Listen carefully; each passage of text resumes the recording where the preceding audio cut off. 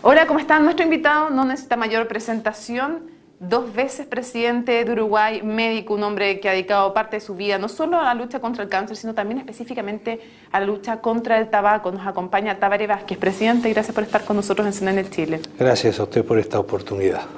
Lo primero que quiero preguntarle es sobre este cambio de eje que algunos denominan que se está produciendo en el continente. Elecciones en Argentina, triunfa Mauricio Macri. ¿Usted se considera más cercano ideológicamente a Mauricio Macri o a Scioli? ¿O a Cristina? Bueno, en realidad usted lo ha expresado muy bien. Parecería que hay un cambio en el panorama ideológico político en América Latina.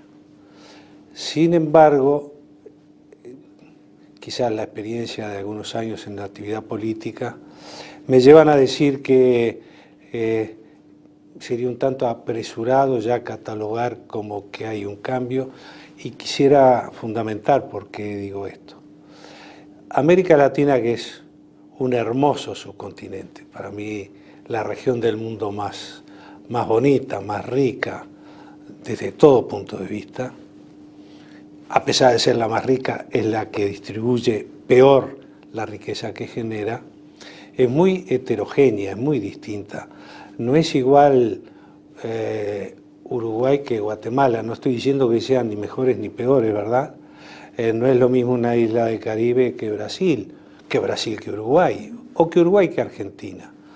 Por tanto, yo creo que las situaciones políticas, culturales, sociales son distintas, y de repente tenemos elecciones en otros países sudamericanos y se afianza la corriente progresiva. ¿Y usted es más cercano a Macri o a Scioli, ideológicamente? Usted sabe que es difícil catalogarlo. ¿Por qué es difícil? Su pregunta es muy inteligente, pero porque todavía Macri no ha actuado como presidente de la República. ¿Usted apoyaría? Scioli tampoco. Usted no lo va a hacer, por lo menos en esta vuelta. ¿Usted apoyaría invocar la cláusula democrática en el caso que ha planteado Mauricio Macri en contra de Venezuela? Bien, o en el Mercosur o en UNASUR. Yo en este momento presido UNASUR, pero Macri lo ha planteado en el terreno del Mercosur. Mercosur tiene un protocolo, el de Ushuaia, que establece con claridad, con meridiana claridad, cuándo se aplica o se aplicaría la cláusula democrática. Y se establece que se aplica en 2 ocasiones. Una de ellas cuando luego de una elección un partido político y un candidato gana esas elecciones y no le permiten asumir el gobierno, y la otra es cuando un gobierno disuelve al Parlamento.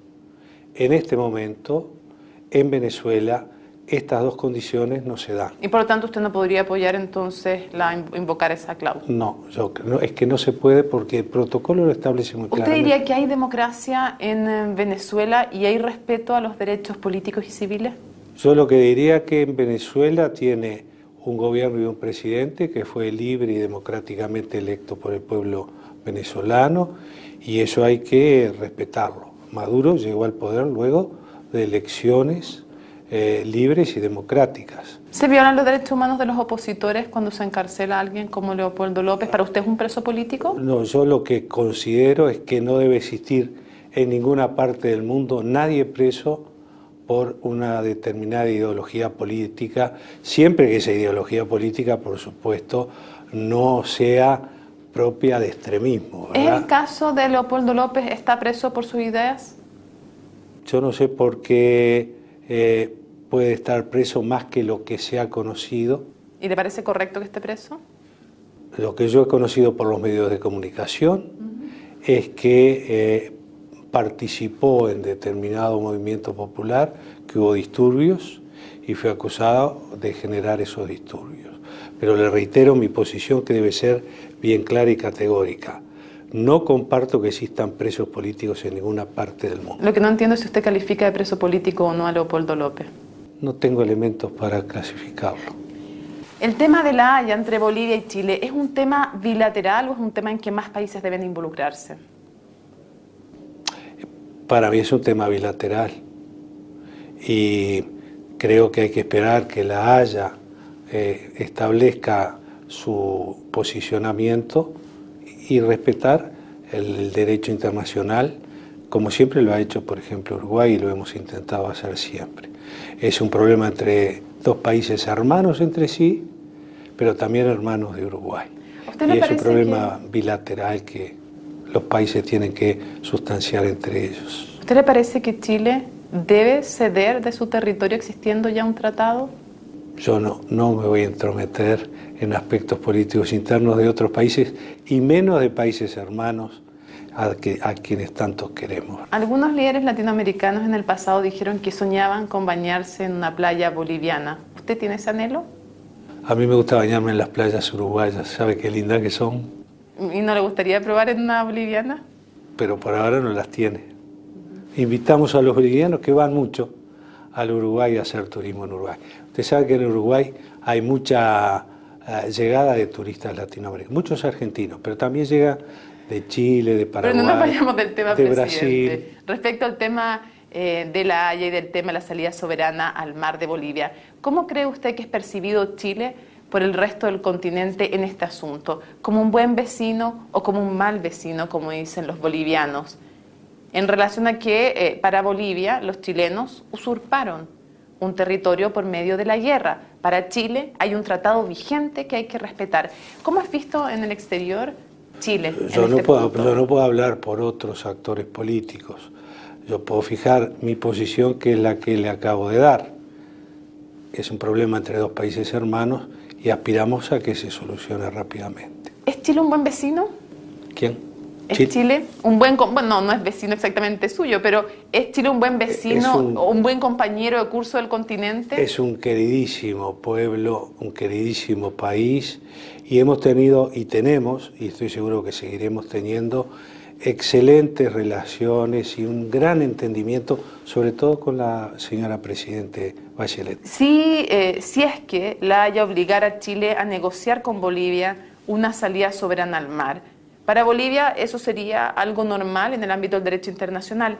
Para Chile, ha dicho nuestras autoridades que sería poner en tela de juicio los límites internacionales y el derecho internacional y los tratados, en definitiva. ¿Con cuál de las dos posturas se queda usted? Yo me quedo con el respeto al derecho internacional. Uruguay es un país que respeta el derecho internacional y los laudos. Nosotros tuvimos un diferendo con Argentina, que se laudó, como usted sabe muy bien, en La Haya, y una vez que La Haya se pronunció, Uruguay respetó al pie de la letra lo que determinó La Haya. ¿Usted cree desde el punto de vista del derecho internacional que si Bolivia pierde, debería ser el fin de su reclamo por una salida soberana al mar? Ese es un problema de Bolivia, y en cuanto al derecho internacional, yo no soy abogado, soy apenas simplemente médico. En Chile hay un proyecto de ley de aborto con 3 causales: riesgo de vida de la madre, inviabilidad fetal y el tercero es el caso de violación. ¿Qué le parece a usted ese proyecto? Usted enfrentó otro proyecto en Uruguay distinto, lo sé, pero usted lo vetó y lo llevó incluso a renunciar a su partido cuando no aceptaron ese veto. Quiero saber qué piensa sobre el proyecto chileno a nivel de principios. Sí, con el tema específico que usted me pregunta. En Uruguay ahora hay una ley, y nosotros lo hemos dicho siempre en nuestros discursos: dentro de la ley y la Constitución todo, fuera de la Constitución y la ley nada. Esto es para Uruguay. Sí, a nivel de principios, el proyecto de aborto en Chile. Con respecto al tema del aborto, yo, como usted sabe, soy médico, oncólogo, y he atendido a enfermas jóvenes con cáncer de mama embarazadas, al inicio de un embarazo. Y los tratamientos de quimioterapia y radioterapia que había que dispensarles, inevitablemente terminaban con la vida fetal, o si no hacíamos los tratamientos, la madre seguramente, esperando 9 meses con un cáncer de mama, corría riesgo la vida de la madre. En esas situaciones yo he indicado abortos terapéuticos, porque había que salvar una vida, y ahí había que salvar la vida de la madre. ¿Y cuando el feto es inviable? Cuando el feto es inviable, en general, se produce el óbito fetal.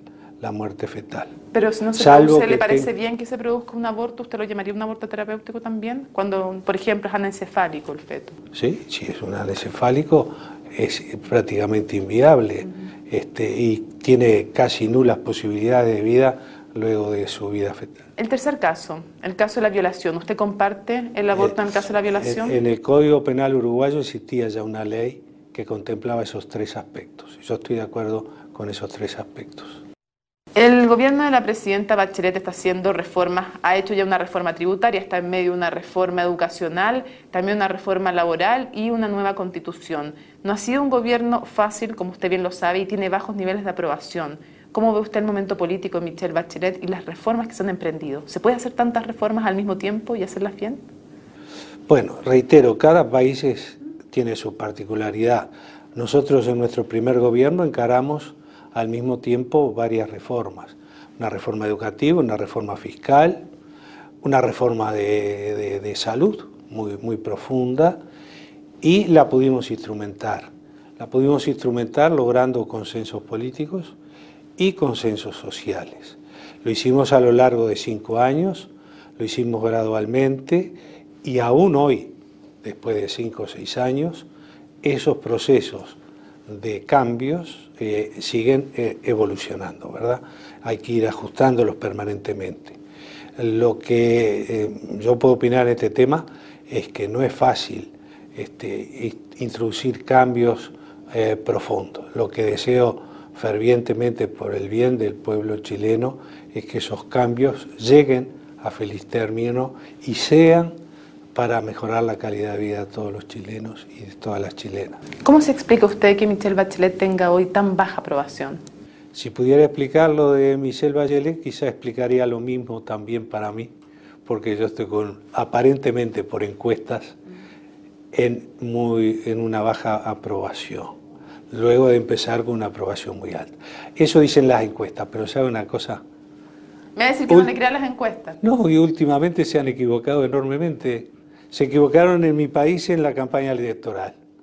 Estuvieron diciendo durante toda la campaña que no íbamos a ganar con mayorías parlamentarias y que incluso en algún momento estaba dificultado hasta que yo ganara la presidencia.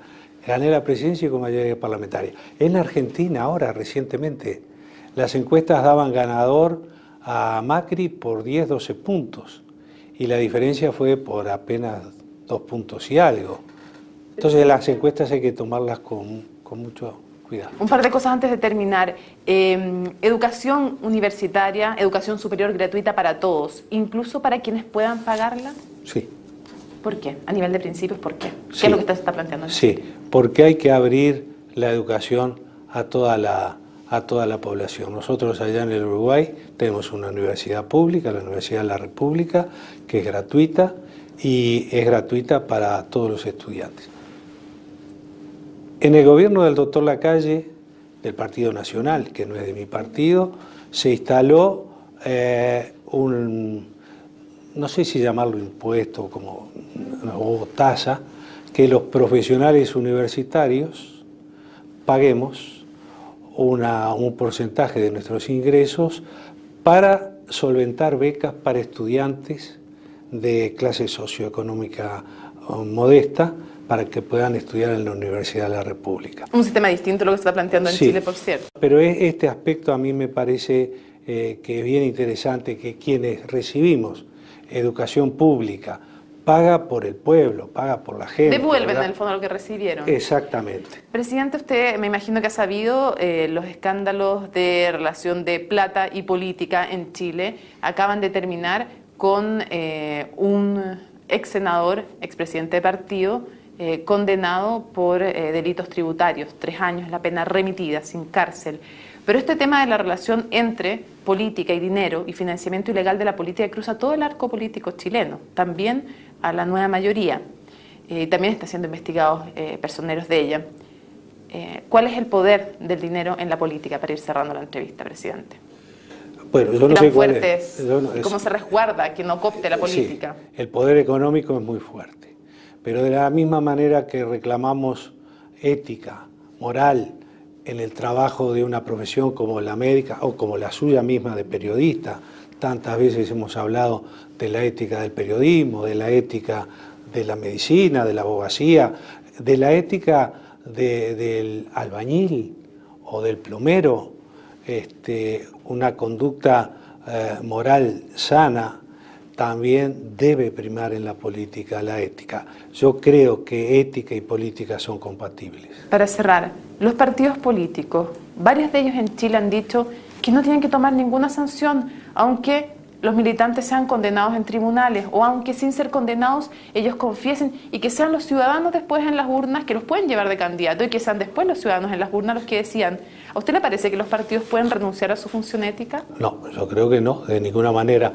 Y hemos dicho en mi país y en mi partido que los integrantes de nuestra fuerza política que están en el gobierno podrán meter la pata, es decir, equivocarse, pero no la mano en la lata. Y si meten la mano en la lata, quien sea, se la cortamos. Presidente Tabaré Vázquez, muchísimas gracias por habernos acompañado en CNN Chile. Ha sido un placer. Ustedes sigan en compañía de CNN Chile.